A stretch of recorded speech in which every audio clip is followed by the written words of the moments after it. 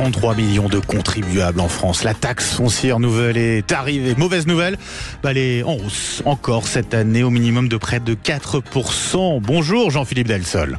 Bonjour Benjamin Hilles. Avocat fiscaliste, un grand merci d'être avec nous ce matin. Bon, les propriétaires vont la recevoir, voilà, à partir d'aujourd'hui, vont recevoir leur avis de taxe foncière. Cette taxe foncière, elle avait déjà très fortement augmenté l'an dernier. Elle est encore en hausse cette année. Pourquoi? Comment on peut l'expliquer ça?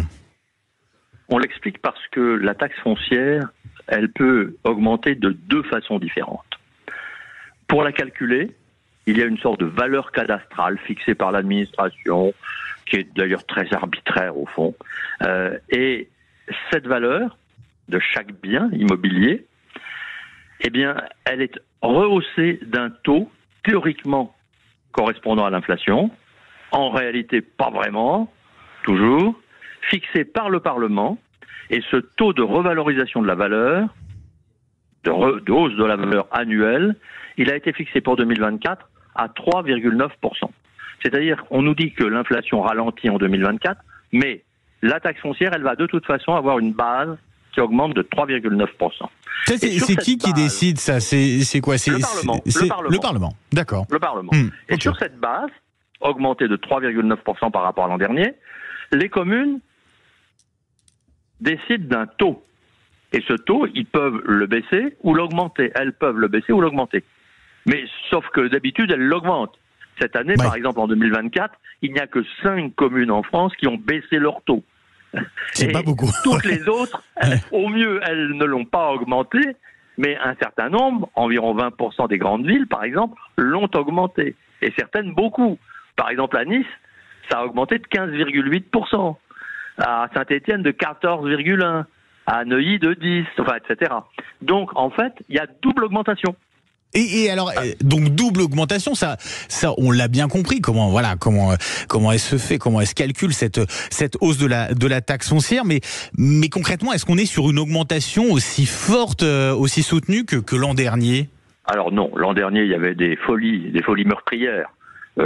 Paris, c'était près de 60% d'augmentation au total. 60% d'augmentation de la taxe foncière d'une année sur l'autre. Enfin, c'est fou, quoi. Et là, globalement, dans les grandes villes, par exemple, ça va augmenter en moyenne, en plus de l'inflation, de 1,2%, en plus des 3,9%. Mais il y a les 3,9%, et puis il y a en plus 1,2% en moyenne. Donc c'est plus modéré. Mais c'est quand même, attention, c'est modéré, mais c'est beaucoup. Bien sûr. Juste quand on se rappelle que les loyers jusqu'à cet été ont été limités dans leur hausse à 3,5% par an depuis 2 ans. Et l'an dernier, on a eu des hausses moyennes de 10% de la taxe foncière. Cette année, ça sera de plus de 5%. C'est pas normal. Ça vous choque? Est-ce que, alors, vous avez parlé de hausse qui continue, et ça, c'est forcément, ça a des conséquences très concrètes pour les propriétaires. Augmentation modérée. On a des élections municipales qui arrivent très prochainement, dans 2 ans, en 2026. Est-ce que ça a un impact, ça, sur les décisions des communes d'augmenter ou non, d'augmenter plus ou moins cette taxe foncière? Ça, c'est sûr. Pourquoi est-ce que les communes ont beaucoup augmenté l'an dernier? Parce qu'on était loin des élections. On était loin de l'élection précédente. On était déjà élus depuis 2 ans. Donc, les électeurs avaient un peu oublié les promesses faites, de ne pas trop augmenter. Et puis on était loin du renouvellement, donc comme ça les électeurs vont oublier les hausses de 2023. Là, on approche du renouvellement. Il faut faire attention. C'est pour ça qu'on en a moins aujourd'hui qu'hier. Est-ce que vous notez... Oui, alors ce qui est vrai aussi, c'est que les communes, le gouvernement les a un peu mises dans une sorte de coin, là. Elle les a acculées, parfois, à l'augmentation. Il faut le dire aussi. Pourquoi? Plus de prérogatives et puis moins de dotations, quoi.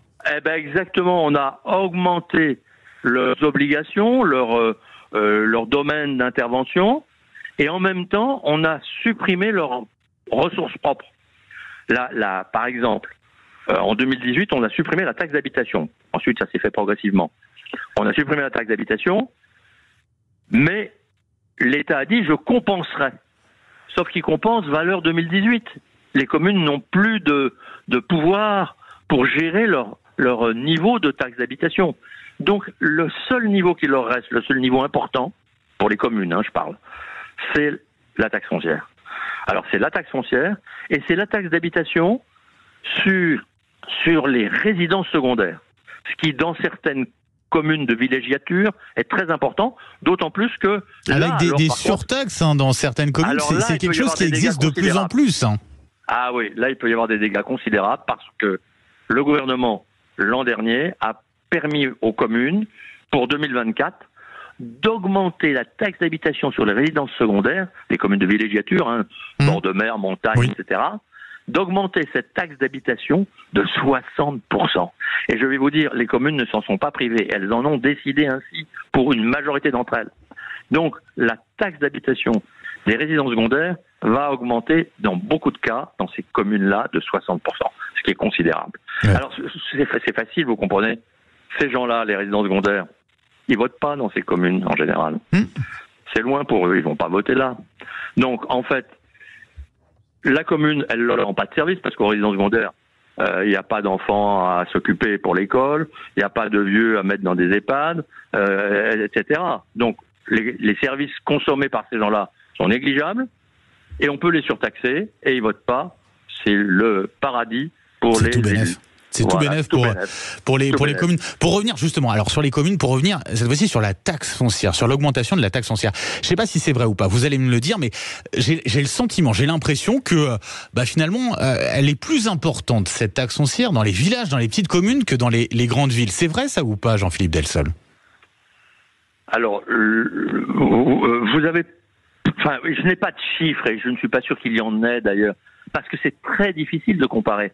Comment voulez-vous comparer le niveau de taxe foncière à Paris et dans un village de campagne, alors que la valeur de base est totalement déconnectée de l'une à l'autre de ces deux communes. Donc c'est très compliqué. Même le taux n'a pas la même résonance à Paris, où il est resté dans la moyenne d'ailleurs. Parce que grosse augmentation, mais on partait de loin d'une certaine manière. Et dans la village. Alors dans les villages, souvent les taux sont importants, mais ils pèsent sur des valeurs réduites. Oui. Donc, si vous voulez, ça compense. Jean-Philippe Delsol, est-ce qu'il existe des exonérations sur cette taxe foncière? Alors la taxe foncière, ça touche les propriétaires, pas les occupants. Alors qu'il y avait beaucoup d'exemptions sur les habitations, sur les taxes d'habitation des occupants. Sur les taxes foncières, il y en a moins. Par contre, il peut y avoir des exonérations ou des exemptions pour des loyers modestes. Il y a des abattements pour les résidences principales dans la plupart des communes. Et puis, on peut demander une exemption provisoire en cas d'inoccupation du logement. Mais attention, parce qu'il y a aussi une taxe sur les logements vacants. Donc, ce qu'on va gagner d'un côté, on risque de le perdre de l'autre. C'est très clair. D'ailleurs, dernière question, Jean-Philippe Delsol. Payer en une fois ou de façon mensualisée sa taxe foncière, qu'est-ce qu'il est préférable de faire? Qu'est-ce que vous conseillez à ce niveau-là? Alors, les deux sont possibles. L'administration pousse beaucoup à ce qu'on fasse ça de manière automatique tous les mois ou tous les trimestres. Moi, personnellement, ce que je conseille aux gens, c'est de garder la maîtrise de leur paiement. Car quand on paye soi-même, parce qu'on a reçu un avis, on peut regarder si l'avis est correct. On peut le contester s'il ne l'est pas. On reste responsable de son paiement. Quand ça se fait par virement automatique, on ne sait plus ce qui se fait, on comprend plus, on ne vérifie plus, et c'est toujours dangereux parce qu'on laisse la main à l'administration. Jean-Philippe Delsol, avocat fiscaliste, un grand merci d'avoir été avec nous ce matin sur Sud Radio. Merci pour votre éclairage. Je vous souhaite une belle journée.